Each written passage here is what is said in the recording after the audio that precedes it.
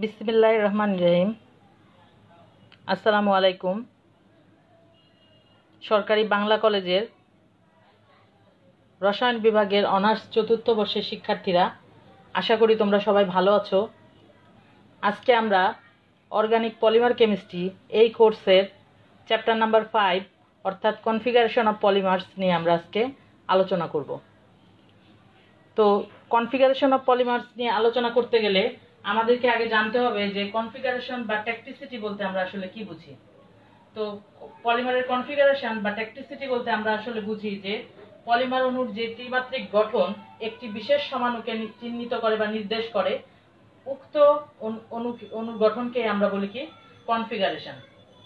অর্থাৎ কি এটির যে সংজ্ঞা, সেই সংজ্ঞায় আমরা লিখতে পারি কি যে অণুর যে ত্রিমাত্রিক গঠন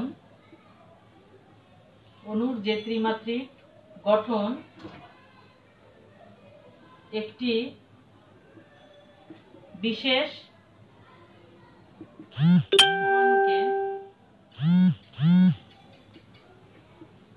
নির্দেশ করে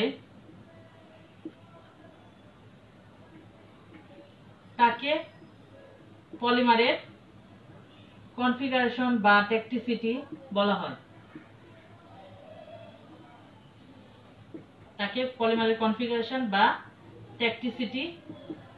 বলা হয়। এখন আমরা যদি একটি উদাহরণ দেই, একটি উদাহরণের মাধ্যমে কিন্তু আমাদের কাছে এই জিনিসটি ক্লিয়ার হয়ে যাবে। তো আমি একটু মুছে দেই। তো এখানে পলিমারের যে কনফিগারেশনের একটি উদাহরণ হিসেবে আমি আলোচনা করতে পারি যে ভিনাইল পলিমারের যে কনফিগারেশন, অর্থাৎ ভিনাইল পলিমারকে কিভাবে লিখি আমরা RCH2 ডাবল বন্ড CHX। এই যে ভিনাইল পলিমার, এই ভিনাইল পলিমারটার যে কনফিগারেশন, এটা দুই ধরনের কনফিগারেশন দেখা যায় সাধারণত। একটি হতে পারে কি, একটি কনফিগারেশন হতে পারে তোমার এরকম RCH2 CHX, এই একটি কনফিগারেশন হতে পারে, অথবা আরেকটি কনফিগারেশন হতে পারে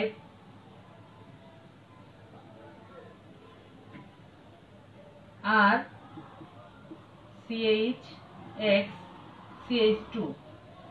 এখানে দেখতে পাচ্ছি যে এই যে কনফিগারেশন, এই কনফিগারেশনকে আমরা বলতে পারি যে টেল টু হেড কনফিগারেশন। অর্থাৎ এই অংশটাকে বলতে পারি আমরা টেল, আর এটি হচ্ছে হেড। তো এই যে কনফিগারেশন, এই কনফিগারেশনকে আমরা বলি যে তোমার টেল টু হেড কনফিগারেশন।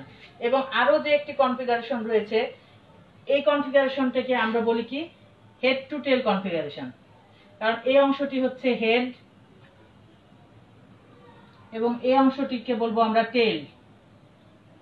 টেল বা লেজ।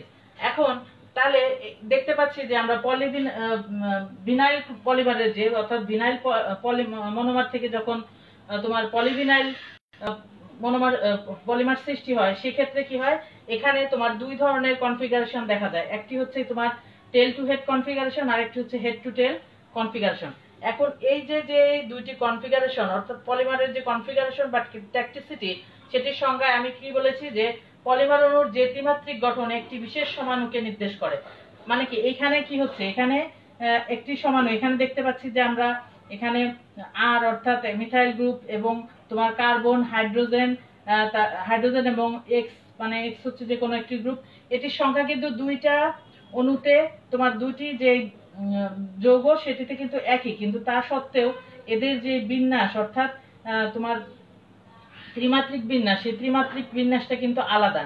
কাজে এই যে ত্রিমাত্রিক বিন্যাস যখন কোনো একটি নির্দিষ্ট অণুকে যেটি নির্দেশ করবে, সেই ত্রিমাত্রিক বিন্যাসকে আমরা বলবো কি তোমার একটি বিশেষ সমাণুকে যখন নির্দেশ করবে, তখন সেটিকে আমরা বলবো কি যে তোমার ট্যাকটিসিটি বা কনফিগারেশন।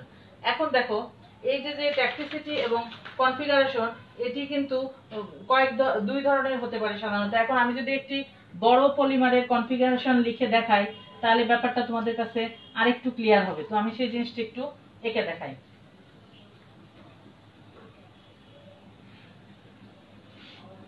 এখন দেখো, যদি আমি 1 নাম্বার বলি যে হেড টু টেল, অথবা এটিকে টেল টু হেডও বলা যায়, tail to head configuration. Tail to head configuration কেমন আমি একটু এঁকে দেখাই, তাহলে তোমাদের কাছে ক্লিয়ার হবে।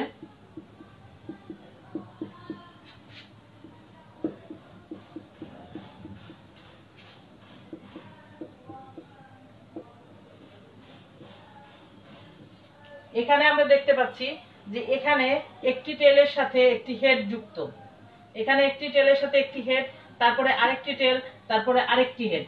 তাহলে এখানে এটাকে যেমন বলতে পারি আমি টেল টু হেড কনফিগারেশন, ঠিক একইভাবে বলতে পারি হেড টু টেল কনফিগারেশন, এই ধরনের কনফিগারেশনকে। এখন আসো, এরকম কনফিগারেশন ছাড়াও কিন্তু ভিনাইল মনোমারের আরেকটি কনফিগারেশন হয়, যেটিকে আমি বলতে পারি আমরা যে হেড টু হেড বা tail to tail configuration, head to head বা টেল টু টেল কনফিগারেশন। তো একটা উদাহরণ দিলে তোমাদের কাছে ক্লিয়ার হবে। যেমন এই জিনিসটাকে যদি আমি এইভাবে লিখি,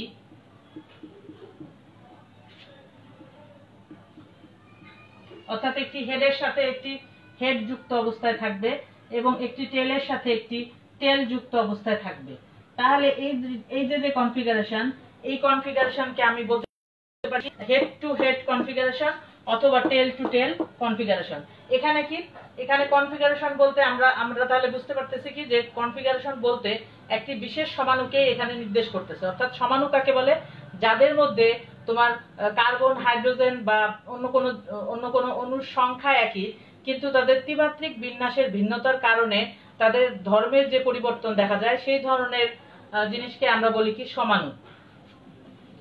এখন আসো, এই যে সমাণু, পলিমারের সমাণু প্রধানত হচ্ছে তোমার দুইটি কারণে ঘটে থাকে। একটি হচ্ছে তোমার অপটিক্যাল আইসোমারিজমের কারণে, আরেকটি হচ্ছে জিওমেট্রিক্যাল আইসোমারিজমের কারণে। অর্থাৎ একটি হচ্ছে আলোক সমানুতার কারণে এবং আরেকটি হচ্ছে তোমার জ্যামিতিক সমানুতার কারণে পলিমারের বিভিন্ন ধরনের কনফিগারেশন ঘটে থাকে। এখন আমরা দেখব যে পলিমারের যে দুই ধরনের কনফিগারেশন, একটি কি বলেছি, এক নাম্বার হচ্ছে তোমার configuration caused by optical isomerism, configuration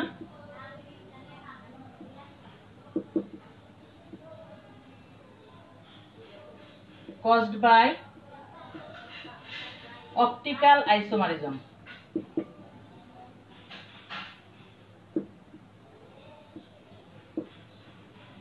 তো আরেকটি বলেছে কি যে configuration caused by geometrical, configuration caused by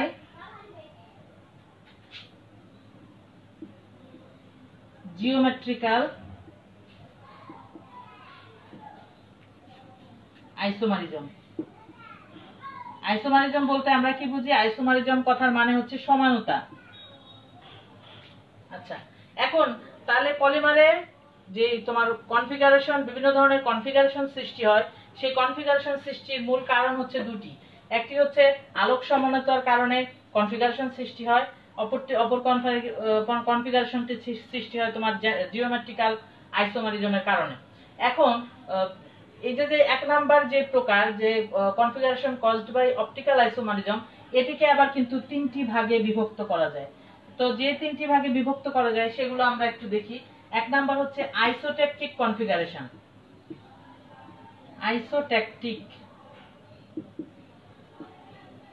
আইসোট্যাকটিক configuration. দুই নাম্বার হচ্ছে তোমার সিনডায়োট্যাকটিক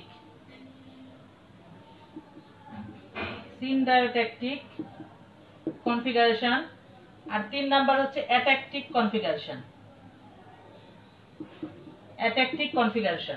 এখন আসো, যদি আমরা সংজ্ঞা হিসেবে এটা সংজ্ঞা কি আসলে পলিমারের যে প্রধান শিকল, সেখানে যে অপ্রতিসম কার্বন, সেই অপ্রতিসম কার্বন উপস্থিত থাকলে যে ধরনের কনফিগারেশন,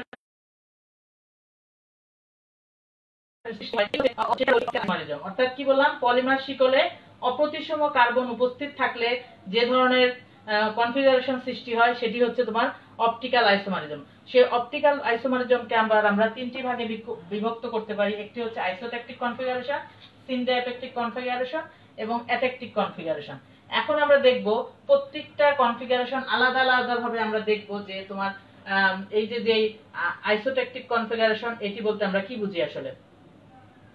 তো দেখো আইসোটেকটিক কনফিগারেশন বলতে আমরা বুঝি যে পলিমারের যে প্রতিস্থাপকগুলো রয়েছে সেটা যে একটা দীর্ঘ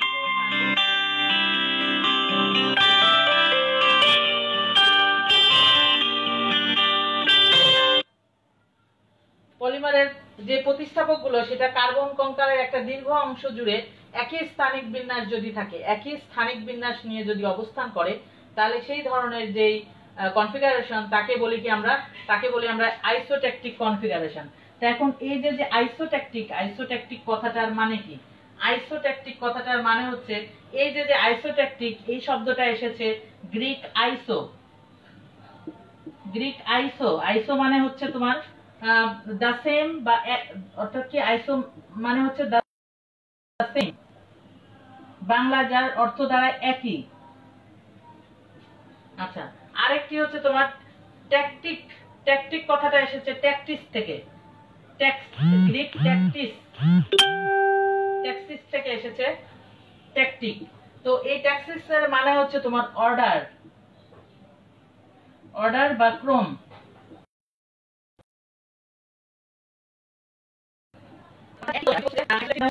অর্ডার অর্থাৎ কি একই ক্রম। অর্থাৎ কি হবে, যখন তোমার পলিমারের প্রতিস্থাপক যে গ্রুপগুলো থাকে, প্রতিস্থাপক গ্রুপ বলতে কি বুঝি আমরা, মূল যে পলিমার চেইন, সেই পলিমারের চেনের সাথে যে ঝুলন্ত অবস্থায় যে গ্রুপগুলো থাকে অর্থাৎ পিন্ডেন্ট গ্রুপ, যেগুলোকে আমরা বলি কি পিন্ডেন্ট গ্রুপ। তাহলে সেই পিন্ডেন্ট গ্রুপগুলো যদি একই স্থানিক বিন্যাস হয় অর্থাৎ একই স্থানিক গঠন তাদের থাকে, তাহলে সেই ধরনের পলিমারকে বলি কি আমরা আইসোট্যাকটিক পলিমার। এখন এই যে আইসোট্যাকটিক পলিমার একটি যদি আমরা উদাহরণ দেই, উদাহরণ দিলে কিন্তু আমাদের কাছে ক্লিয়ার হয় যে আইসোট্যাকটিক পলিমারটা আসলে কেমন। আমরা এটার স্ট্রাকচারটা একটু এঁকে দেখি।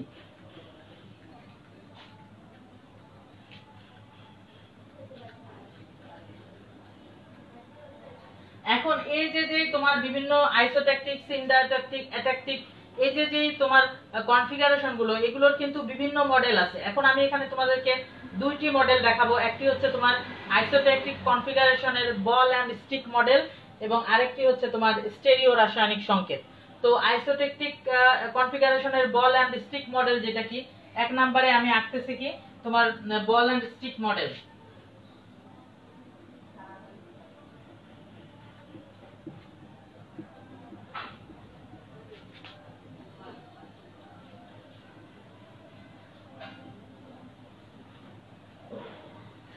এরকম যদি হয় তাহলে এই যে কনফিগারেশন, তাহলে এখানে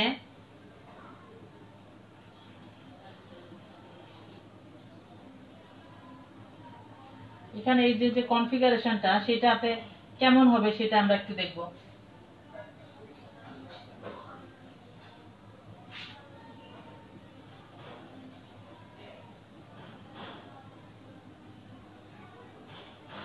এখানে তাহলে বলছে কি একই স্থানিক বিন্যাস থাকবে। যে ধরনের পলিমারের কনফিগারেশনে একই স্থানিক বিন্যাস থাকবে তারা হলো আইসোট্যাকটিক কনফিগারেশন। তাহলে একই স্থানিক বিন্যাস মানে এদের যে প্রতিস্থাপক গ্রুপগুলো সেটা কি একই রকম হবে। প্রতিস্থাপক গ্রুপগুলো কেমন হবে? একই রকমের হবে। এইচ আর আর H R H R H R H এরকম হবে। তাহলে আমরা দেখতে পাচ্ছি কি যে প্রতিস্থাপক গ্রুপগুলো সেগুলো কি একই স্থানিক বিন্যাস, অর্থাৎ তাদের যে বিন্যাস বা ক্রম সেটাতে কোনো পরিবর্তন নাই, দ্য সেম অর্থাৎ একই। তাহলে এই যে পলিমারটা সেটাকে বলি কি আমরা পলিমারের আইসোট্যাকটিক কনফিগারেশন। এখন এই যে আইসোট্যাকটিক কনফিগারেশনের এই যে মডেল, এই মডেলটির নাম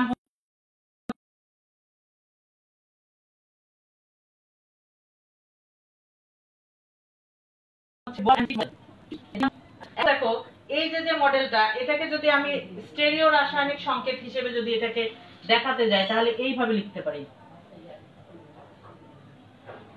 এখন যদি স্টেরিও রাসায়নিক সংকেত দিয়ে লিখি তাহলে আমি এইভাবে লিখতে পারি।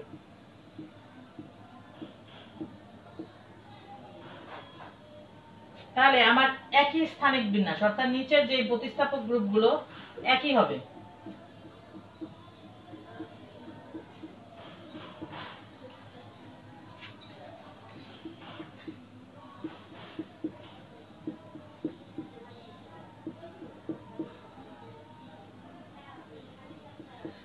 তাহলে এই যে যে মডেলটা, এটা হচ্ছে স্টেরিও রাসায়নিক মডেল। এটাকে কি বলবো? এক নাম্বার ছিল বল এন্ড স্টিক মডেল, আর দুই নাম্বার হচ্ছে স্টেরিও রাসায়নিক মডেল। স্টেরিও রাসায়নিক মডেল। এখন দেখো এই যে যে আইসোট্যাকটিক কনফিগারেশন, আইসোট্যাকটিক কনফিগারেশনের যে পলিমার গুলো, সেই পলিমার গুলো অর্থাৎ যে পলিমার গুলো আইসোট্যাকটিক কনফিগারেশন প্রদর্শন করে, সেই পলিমার গুলোর বৈশিষ্ট্য আসলে কি কি? তো বৈশিষ্ট্যগুলোর মধ্যে প্রথমেই রয়েছে যে তোমার প্রতিস্থাপক গুলো কার্বন শিকলের দীর্ঘ অংশ জুড়ে একই স্থানিক বিন্যাস নিয়ে তারা অবস্থান করে। দুই নাম্বার হচ্ছে এরা সহজেই কি করে, ক্যালাসন বা ক্রিস্টালাইন যে প্রবণতা, সেই ক্রিস্টালাইজেশনের যে প্রবণতা, সেই ক্রিস্টালাইজেশনের প্রবণতা সহজেই প্রদর্শন করে। এবং এই যে যে মনোমারগুলোর একটা সুনির্দিষ্ট অনুক্রম থাকে। মনোমারগুলো কি হবে? একটা সুনির্দিষ্ট অনুক্রমে কিন্তু থাকবে। এছাড়া এই যে যে পলিমারটা, এরা হচ্ছে তোমার উচ্চ গলনাঙ্ক বিশিষ্ট হবে। এবং এই যে যে পলিমারটা, এরা হচ্ছে দৃঢ় প্রকৃতির হবে। এদের যে মানে গঠন, এরা হচ্ছে খুবই দৃঢ় প্রকৃতির। এখন আসো সিনডারটেকটিক যে পলিমার, সিনডারটেকটিক পলিমারের উদাহরণে আমরা আসি।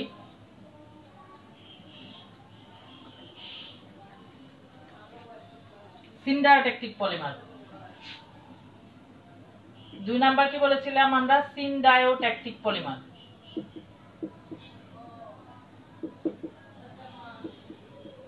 এখানে এই যে সিনডায়োট্যাকটিক কনফিগারেশন, সিনডায়োট্যাকটিক পলিমার নয়, সিনডায়োট্যাকটিক কনফিগারেশন।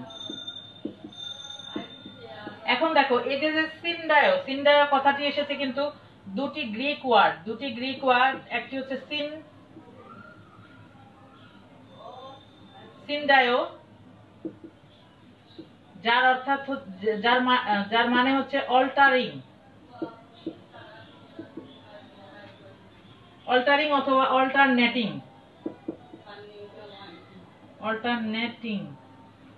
মানে হচ্ছে পরিবর্তী, অল্টারনেটিং বা পরিবর্তী। আর ট্যাকটিস কথার মানে তো তোমরা জানোই, গ্রিস যে ট্যাকজিস কথার মানে হচ্ছে তোমার অর্ডার বা ক্রম। তাহলে যে ধরনের তোমার কনফিগারেশন অল্টারনেটিং বা পরিবর্তী অর্ডার বা ক্রম দেখাবে, সে ধরনের পলিমারকেই কি বলবো আমরা? সে ধরনের পলিমারকেই আমরা বলবো কি? সিনডারটেকটিক পলিমার। এখন এটি যদি আমরা একটি উদাহরণ দিলে তোমাদের কাছে কিন্তু খুব সহজ হয়ে যাবে। যেমন দেখো এখানে তোমার এদের একটি হচ্ছে নির্দিষ্ট ক্রম থাকবে। এই পলিমার একটি নির্দিষ্ট ক্রমের থাকবে। একটা আর তার সাথে মনে করো এরকম একটা আর তার সাথে 3টা এইচ যুক্ত থাকবে। তারপরে আবার একটা আর, তার সাথে আবার 3টা এইচ যুক্ত থাকবে। তারপরে আবার একটা আর যুক্ত হবে এরকম। আর উপরে দেখো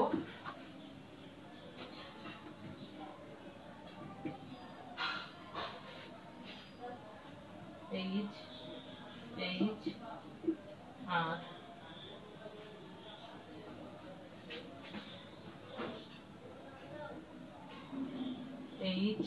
এইচ আর এরকম থাকবে। অর্থাৎ এরা কি একটা নির্দিষ্ট যে তোমার ক্রম বা পরিবর্তী একটা ধর্ম তারা দেখাচ্ছে। এখানে দেখতে পাচ্ছি একটা আর এর পরে 3টা এইচ, আবার একটা আর, তারপরে আবার 3টা এইচ, তারপরে আবার একটা আর। তার মানে কি এরা হচ্ছে একটা পরিবর্তী, একটা নির্দিষ্ট সময় পরেই তাদের অনুক্রম বা অর্ডারটা তারা চেঞ্জ করতেছে। তাহলে এ ধরনের যে পলিমার, সেগুলোকে বলি কি আমরা? সিনডায়োট্যাকটিক পলিমার। তাহলে সিনডায়োট্যাকটিক পলিমারের যে স্টেরিও রাসায়নিক যেই সংকেত, সেটাতে আমরা এইভাবে লিখতে পারি 3টা আর, 3টা এইচ, তারপরে একটা আর, আবার 3টা এইচ, তারপরে একটা আর। এরকম একটা তারা অর্ডার তারা কি করতেছে? ফলো করতেছে। উপরে যদি এরকম এইচ আর, তারপরে আবার 3টা এইচ মনে করো একসাথে, এইচ 3টা এইচ, তারপরে আবার একটা আর, তারপরে আবার 3টা এইচ, তারপরে আবার একটা আর। এইভাবে কিন্তু তারা যুক্ত অবস্থায় থাকবে। তাহলে এই ধরনের যে তোমার কনফিগারেশন, তাকে বলতেছি কি আমরা? সিনডায়োট্যাকটিক কনফিগারেশন। এখন সিনডায়োট্যাকটিক কনফিগারেশনের তোমার বৈশিষ্ট্যগুলো কি কি, যে সকল পলিমার সিনডাইএলেকট্রিক কনফিগারেশন দেখায় তাদের বৈশিষ্ট্য কি কি। তো বৈশিষ্ট্যগুলোর মধ্যে রয়েছে তোমার, এরা হচ্ছে কি এদের যে প্রতিস্থাপক গুলো, সেই প্রতিস্থাপক গুলো কার্বন কঙ্কালের যে কোনো একটা পাশে নির্দিষ্ট একটা ক্রম বা নির্দিষ্ট একটা বিরতিতে কিন্তু তারা অবস্থান করে। একই অর্ডার থাকে, তাদের ক্রমটা একই থাকে, কিন্তু একটা নির্দিষ্ট বিরতির পরপর তাদের এটা চেঞ্জ হয়। এবং এই যে মনোমার গুলোরও কি থাকবে, সুনির্দিষ্ট একটা অনুক্রম থাকবে। আর এই যে পলিমার গুলো, সেই সিনডাইএলেকট্রিক পলিমারটা আইসোট্যাকটিক পলিমারের মতোই হবে কি উচ্চ গলনাঙ্ক বিশিষ্ট, কিন্তু এটা আইসোট্যাকটিকের চেয়ে আবার একটু কম। এদের গলনাঙ্কটা আইসোট্যাকটিকের চেয়ে একটু কম হলেও সেটাও কিন্তু উচ্চ। এখন দেখো এই পলিমারটা কিন্তু আইসোট্যাকটিক পলিমারের মতোই সিনডাইএলেকট্রিক যে পলিমার, সিনডাইএলেকট্রিক পলিমারটাও কিন্তু আইসোট্যাকটিক পলিমারের মতোই তোমার দৃঢ় প্রকৃতির হবে। এখন সর্বশেষ আসো আমাদের অ্যাট্যাকটিক পলিমার। অ্যাট্যাকটিক পলিমার বলতে আমরা কি বুঝি? 3 নাম্বার ছিল iso polymer configuration caused by optical আইসোমারিজমের যে প্রকারভেদ, তার মধ্যে যে 3 নাম্বারটি ছিল অ্যাট্যাকটিক কনফিগারেশন। অ্যাট্যাকটিক কনফিগারেশন। তো অ্যাট্যাকটিক কনফিগারেশন বলতে আমরা কি বুঝি? অ্যাট্যাকটিক কনফিগারেশন বলতে আমরা বুঝি অ্যাট্যাকটিক কথার যে মানে, অর্থাৎ যাদের কোনো নির্দিষ্ট অনুক্রম নাই। অ্যাট্যাকটিক কথার মানে হচ্ছে যে তারা কোনো নির্দিষ্ট অর্ডার বা ক্রম কোনো কিছুই তারা মেনটেন করে না, সেই ধরনের পলিমারকে বলবো কি আমরা অ্যাট্যাকটিক পলিমার। এবং এই পলিমারগুলোর কনফিগারেশনকে বলবো আমরা অ্যাট্যাকটিক কনফিগারেশন। এখন দেখো এরকম পলিমারের যদি উদাহরণ দিতে যাই, তাহলে আমরা উদাহরণ হিসাবে এরকম ভাবে দেখতে পারি।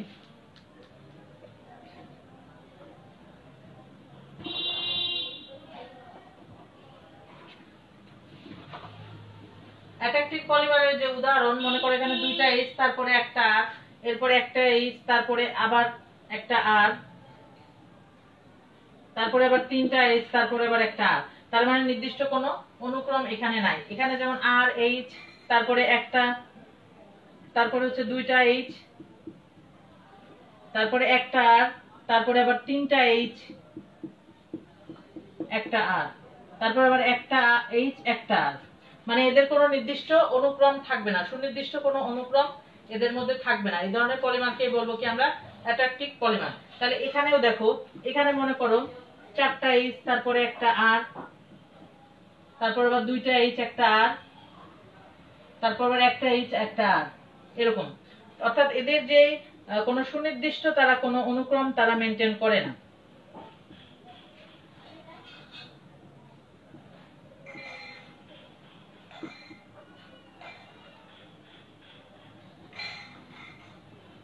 এদের কোনো সুনির্দিষ্ট অনুক্রম নাই। প্রতিস্থাপকগুলোর যখন সাজানো অবস্থায় থাকে, সেই প্রতিস্থাপকগুলো কোনো নির্দিষ্ট অর্ডার বা ক্রম মেনটেন করে কিন্তু তারা থাকে না। তাহলে এই ধরনের পলিমারকে বলবো কি আমরা অ্যাট্যাকটিক পলিমার, এবং এই ধরনের পলিমারের যে কনফিগারেশন সেটাকে বলবো কি আমরা অ্যাট্যাকটিক কনফিগারেশন। এখন আসো অ্যাট্যাকটিক কনফিগারেশনের যে বৈশিষ্ট্যগুলো কি আসলে। তো অ্যাট্যাকটিক কনফিগারেশনের যে বৈশিষ্ট্য, সেটি হচ্ছে তোমার এই যে প্রতিস্থাপকগুলো, সেগুলো হচ্ছে কার্বন চেইনের সাথে এলোমেলো ভাবে বা র্যান্ডমলি অবস্থান করে। এরা কি করে? এলোমেলো ভাবে বা র্যান্ডমলি অবস্থান করে। এদের কোনো সুনির্দিষ্ট অনুক্রম নাই বা কোনো সুনির্দিষ্ট গঠন বিন্যাস নাই। এবং এই যে মনোমার গুলোরও কোনো সুনির্দিষ্ট অনুক্রম থাকে না এখানে। আর এই ধরনের পলিমার, অর্থাৎ অ্যাট্যাকটিক কনফিগারেশনের পলিমার, এরা হচ্ছে নিম্ন গলনাঙ্ক বিশিষ্ট হয় এবং এরা তোমার হচ্ছে নরম প্রকৃতির হয়। এখন আসো জিওমেট্রিক্যাল যে আইসোমারিজম, জিওমেট্রিক্যাল আইসোমারিজমের যে বর্ণনা, সেখানে কি বলেছিলাম? জিওমেট্রিক্যাল আইসোমারিজম আসলে দুই ধরনের। একটি বলেছিলাম যে isomerism caused by optical isomerism, আরেকটি হচ্ছে configuration caused by geometrical isomerism. Configuration caused by geometrical isomerism।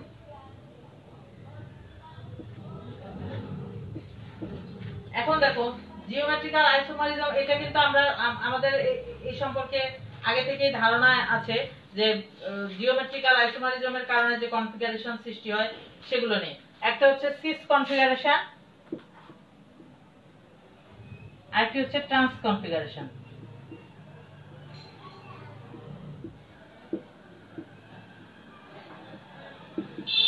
Cis configuration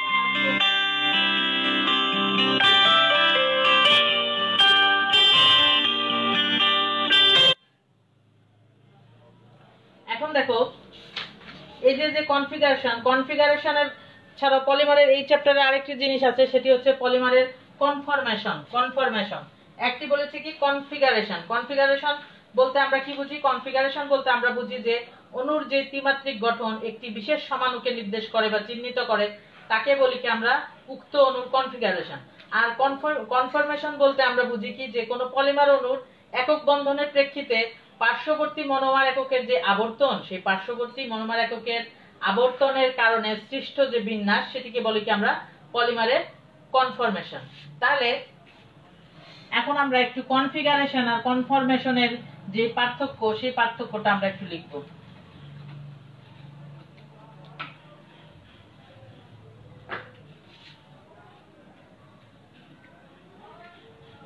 একটি হচ্ছে কনফিগারেশন,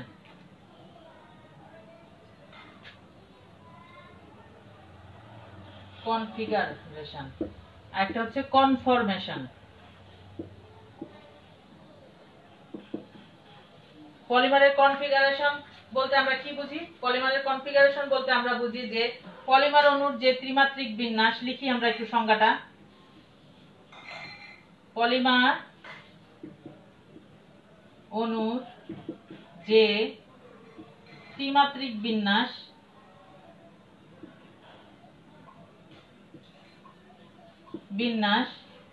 কোনো একটি বিশেষ সমাণুকে নির্দেশ করে। কোনো একটি ত্রিমাত্রিক বিন্যাস কোনো একটি বিশেষ সমাণুকে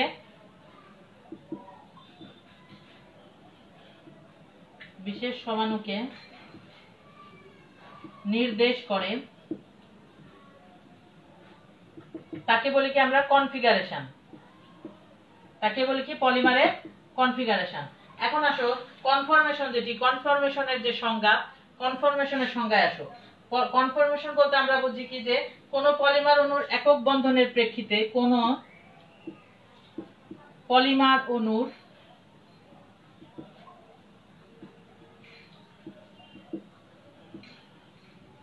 একক বন্ধনের প্রেক্ষিতে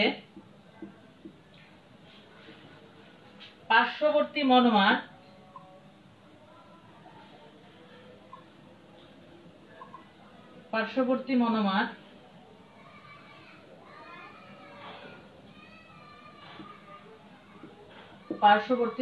এককের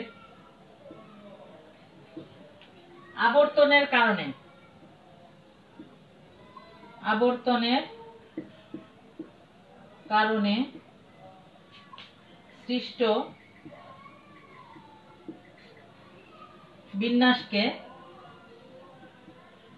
বিন্যাসকে পলিমারের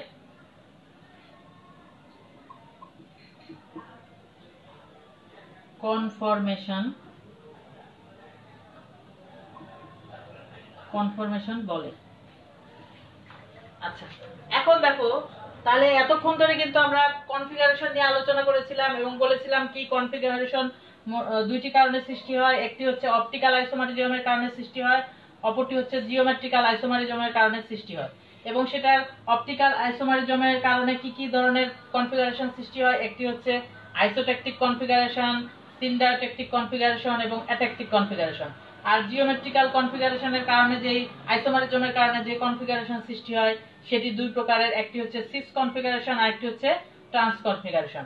এখন এরপরে আমরা পলিমারের যে কনফরমেশনের সংজ্ঞা পড়েছি। কনফরমেশন বলতে আমরা কি বুঝি যে কোন পলিমার অণুর যে একক বন্ধনের প্রেক্ষিতে পার্শ্ববর্তী যে মনোমার, সেই পার্শ্ববর্তী মনোমার এককের যে আবর্তনের কারণে একটা বিশেষ ধরনের বিন্যাস সৃষ্টি হয়, উক্ত বিন্যাসটাকেই বলবো কি আমরা পলিমারের কনফরমেশন। এখন এটা যদি আমি একটা কনফরমেশনের উদাহরণ দিলে কিন্তু তোমাদের কাছে একদম ক্লিয়ার হয়ে যাবে যে পলিমারের কনফরমেশন বলতে আমরা আসলে কি বুঝি। তাহলে একটু দেখো, কনফরমেশন বলতে আমরা কি বুঝি। এতক্ষণ আমরা সংজ্ঞাটা দেখলাম, এখন আমরা একটা উদাহরণ দেখব, দেখলেই আমাদের কাছে ক্লিয়ার হয়ে যাবে যে পলিমারের কনফরমেশনটা কি। এখন দেখো, পলিমারের কনফরমেশন বলতে আমরা যদি পলিইথিলিনের ক্ষেত্রে পলিইথিলিনের কথা বলি, যে পলিইথিলিনের ক্ষেত্রে পলিইথিলিনের ক্ষেত্রে পলিইথিলিন কিভাবে সৃষ্টি হয়। আমরা জানি যে অসংখ্য ইথিলিন মনোমার একটি আরেকটির সাথে লেগে লেগে একটা বৃহৎ আকারের ম্যাক্রোমলিকুল তৈরি করে, এবং এই বৃহৎ আকারের ম্যাক্রোমলিকুলটাকেই বলি কি আমরা পলিইথিলিন, বা এটি একটি পলিমার। তাহলে এখন এই যে পলিইথিলিনের যেই কনফরমেশন, সেটি আসলে দুই ধরনের কনফরমেশন সৃষ্টি হয় পলিইথিলিনের। তো সেই দুই ধরনের কনফরমেশনের মধ্যে আমরা যদি একটু ছবি আঁকি তাহলে মনে হয় ক্লিয়ার হয়।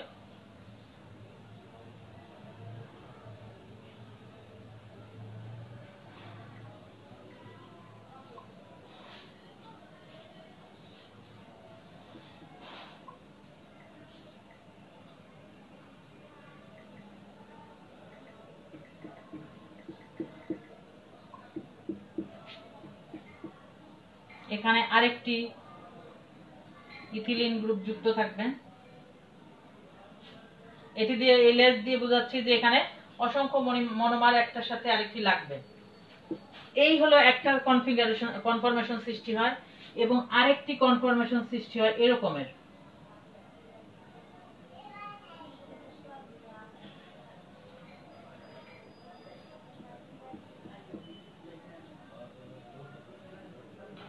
এই একটি কনফরমেশন, এবং CH2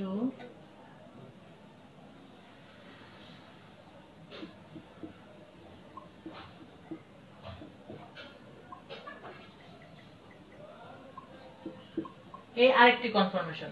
তাহলে এখানে দেখতে পাচ্ছি কি যে মনোমার অণু, এখানে যে ইথিলিন মনোমার, সেই ইথিলিন মনোমারটার যে আবর্তন বা ঘূর্ণনের কারণে এই যে কনফরমেশন, এই কনফরমেশনটির নাম হচ্ছে তোমার ট্রান্স কনফরমেশন।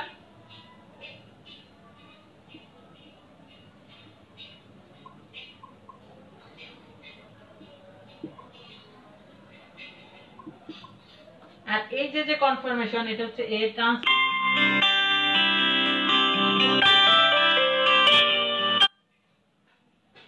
বি হচ্ছে তোমার স্কিউ কনফরমেশন। কারণ কি, এখানে আমরা দেখতে পাচ্ছি যে ইথিলিন মনোমারটা এই অবস্থানে একটা আছে আর এই অবস্থানে একটা আছে। এখানে আবার দেখতে পাচ্ছি কি ইথিলিন মনোমার এখানে একটি আছে এবং এখানে একটি আছে। তো এই যে তাহলে ইথিলিন মনোমারের যে অবস্থান, এটা কি হয়, আবর্তনের কারণে এদের অবস্থান চেঞ্জ হয়ে যায়। অবস্থান চেঞ্জ হয়ে যাওয়ার কারণে যে ধরনের কাঠামো সৃষ্টি হয়, সেই কাঠামোটাকেই বলি কি আমরা পলিমারের কনফরমেশন। তাহলে আমি আশা করি আমার আজকের ক্লাস থেকে তোমাদের পলিমারের কনফরমেশন এবং পলিমারের কনফিগারেশন হয়তো পুরোপুরি ক্লিয়ার না হলেও তোমাদের কাছে কিছুটা হলেও ধারণা তোমাদের ভেতরে তৈরি হয়েছে। এরপরেও তোমাদের অনেক কিছু থাকবে যেগুলো তোমরা বুঝো না, জানো না, সেগুলো বোঝার চেষ্টা করবা বই পড়ে, এবং না পারলে আমি তো আছি, আমাকে সেগুলো আমার সাথে শেয়ার করবা, আমি সেগুলো চেষ্টা করব তোমাদেরকে সলভ করে দেওয়ার জন্য। তো আজকের ক্লাসটা এই পর্যন্তই। আগামী ক্লাসে তোমাদের সাথে আবার দেখা হবে। তোমরা সবাই ভালো থাকো, সুস্থ থাকো। আল্লাহ হাফেজ।